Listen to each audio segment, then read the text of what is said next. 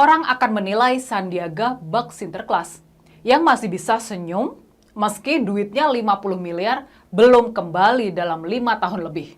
Sebaliknya, Anies semakin buruk citranya sebagai orang yang miskin di pentas politik nasional, sampai harus meminjam uang sebanyak itu.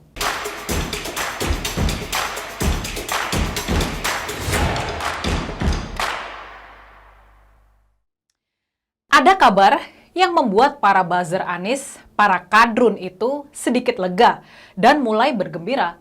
Karena Sandiaga Uno kabarnya mengikhlaskan hutang Anies Baswedan yang sampai 50 miliar itu. Tapi itu kesimpulan para pendukung Anies saja. Dan itu masih menyisakan tanda tanya. Benarkah Sandiaga mengikhlaskan hutangnya? Coba kita cermati statement Sandiaga Uno berikut ini. Ya, setelah saya sholat istikharoh, setelah saya menimbang, berkonsultasi dengan keluarga, saya tidak ingin melanjutkan pembicaraan mengenai ini. Lebih baik nanti para pihak yang mengetahui untuk bisa menyampaikan. Tapi dari saya cukup sekian dan saya ingin fokus menatap masa depan. Sandiaga Uno tak membantah dirinya sempat meminjami uang senilai 50 miliar saat keduanya maju sebagai calon gubernur dan calon wakil gubernur kala itu. Sandiaga Uno menyebut setelah dirinya melakukan sholat istikharah dan meminta pertimbangan keluarga, Sandi tak ingin melanjutkan pembicaraan soal ini. Sandi sudah menimbang itu dengan konsultasi bersama keluarga. Sandi tak ingin soal utang piutang menjadi polemik jelang Pilpres 2024. Mengingat tahapan kontestasi Pilpres 2024 telah dimulai saat ini.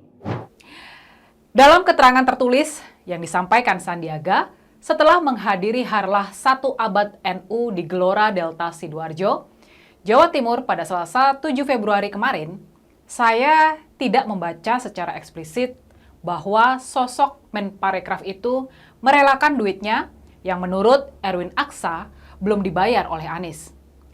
Perhatikan deh bahwa dia berkata kalau 1.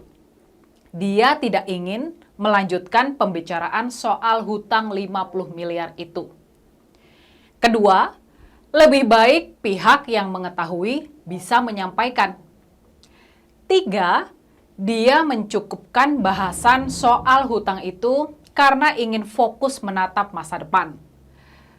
Saya coba membaca berulang kali, tapi tetap belum menemukan kalimat yang misalnya menyatakan, misalnya nih ya, saya, Sandiaga Salahuddin Uno kini telah merelakan uangnya senilai 50 miliar itu agar Pak Anies tidak usah memikirkan lagi dan bisa fokus menatap pesta demokrasi pada 2024 nanti. Am I right or wrong? Silahkan, tafsirkan sendiri hasil pencermatan saya tadi. Saya sih melihat masih ada hal yang bisa diperdebatkan atau minimal diperjelas soal keikhlasan Sandiaga ini.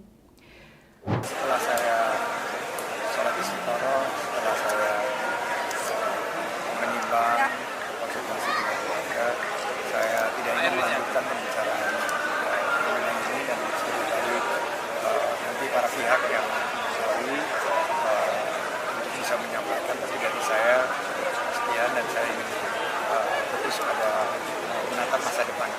Bukan apa-apa, tapi ini bicara soal duit 50 miliar loh, bukan 50 juta, apalagi 50 ribu.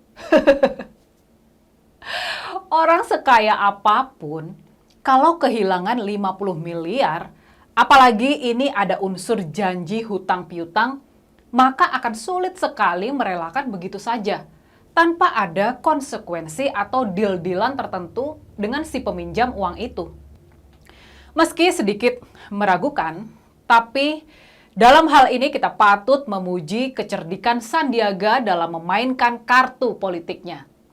Karena dia sekarang tercitrakan sebagai orang baik, bahkan sangat baik. Kelak, orang akan menilai Sandiaga bak Sinterklas yang masih bisa senyum meski duitnya 50 miliar belum kembali dalam 5 tahun lebih. Sebaliknya, Anies semakin buruk citranya sebagai orang yang miskin di pentas politik nasional, sampai harus meminjam uang sebanyak itu. Terus nggak dibayar lagi, karena mungkin berharap diikhlaskan oleh Sandiaga. Anies Baswedan dan segenap pendukungnya, termasuk di dalamnya Surya Paloh dan Partai Nasdem, seperti sedang terkena 3 pukulan yang datang secara beruntun dalam waktu yang relatif berdekatan. Ya, rasanya belum sampai setahun atau malah lebih cepat dari itu waktunya, ada setidaknya 3 pukulan yang menghantam telak ke kubu Anies dan Surya Paloh, yang mungkin mulai dirasakan efeknya oleh Partai Nasdem, sekaligus membuat langkah mereka niscaya akan semakin berat untuk bertarung di Pilpres 2024. Pukulan pertama tentu saja terkait Formula E. Masalah yang sebenarnya sudah berlangsung cukup lama ini masih menimbulkan kontroversi, terutama dari segi pembiayaan dan hutang yang kabarnya masih ditinggalkan oleh pihak penyelenggara pada era kepemimpinan Anies Baswedan. Rasanya, semua orang juga tahu bahwa pagelaran Formula E ini memang terkesan dipaksakan hanya untuk menaikkan pamor sang mantan gubernur yang ingin memunculkan persepsi bahwa dirinya juga bisa atau setidaknya pernah menggelar event bertaraf internasional. Selanjutnya, pukulan datang dari kawasan Jakarta International Stadium atau JIS yang belum lama dipakai sebagai ajang konser akbar Dewa 19 itu. Mungkin faktor politis inilah yang membuat acara akbar konser Dewa 19 kemarin digelar di Stadion JIS, yang bagian di dalamnya memang bisa dipakai untuk acara konser, sepak bola, hingga adu layangan dan lomba lato-lato. Tetapi, infrastruktur penunjangnya sama sekali belum cocok untuk menggelar acara yang mendatangkan kerumunan puluhan ribu orang. Anies dan pendukungnya mungkin harus bersyukur bahwa acara kemarin tidak sampai mendatangkan korban jiwa, tetapi hanya mendatangkan gelombang protes, keluhan, dan mungkin juga tekad bahwa para penonton itu mungkin tidak akan datang lagi ke JIS untuk acara apapun sebelum infrastruktur penunjang dibuat dan tidak berpotensi membahayakan jiwa mereka. Akhirnya, pukulan ketiga yang bisa menurunkan tingkat kepercayaan masyarakat adalah soal berita hutang Anies senilai 50 miliar kepada Sandiaga Uno itu. Meski kabarnya hutang itu diikhlaskan oleh Sandiaga Uno dan sudah kita bahas di awal tadi ya, tapi tetap saja nggak bisa menghilangkan image bahwa Anies ini tidak bisa dipercaya. Uang hutang saja nggak dibayar, mau percaya apa?